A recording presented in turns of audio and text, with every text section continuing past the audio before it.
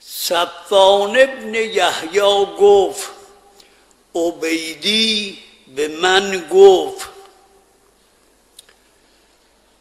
که زن من اهل من گفت من آرزوی زیارت جعفر ابن محمد رو دارم.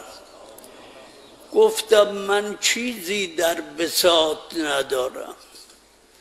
گفت من همه زیورم رو میدم، خرج سفر رو آماده کن، مرا ببر به زیارت امام ششم. گفت حلیو زیور این زن رو وسیله سفر کردم.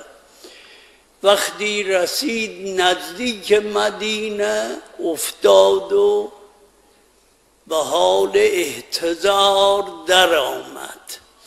من سراسیمه رفتم نزد امام.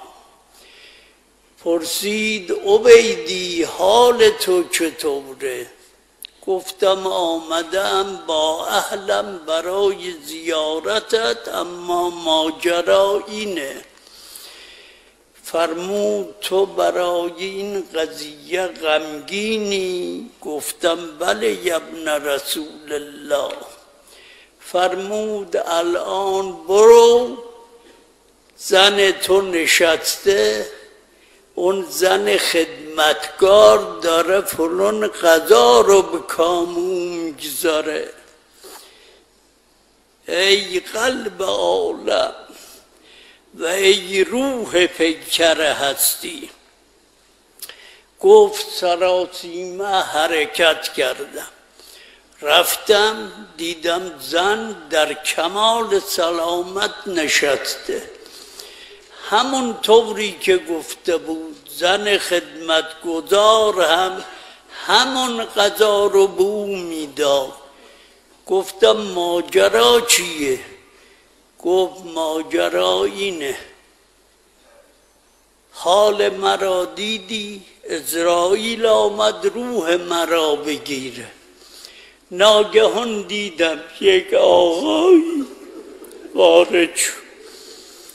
گفت وقتی نشانه ها رو گفت دیدم همون کسی که من الان از خدمت او آمدم.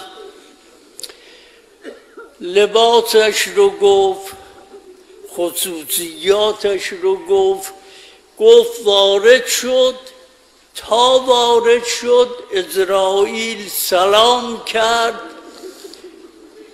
وقتی سلام کرد اون آقا به عزراییل فرمود مگر تو مأمور نیستی به اطاعت ما؟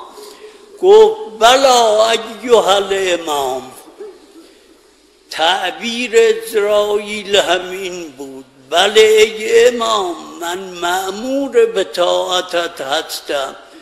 فرمود من به تو امر می کنم برو تا 20 سال دیگر به سراغ این زن نیا. این خودش، این مذهبش.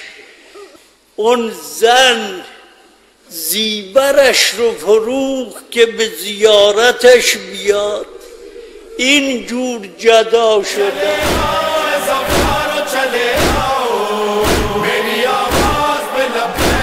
Bye.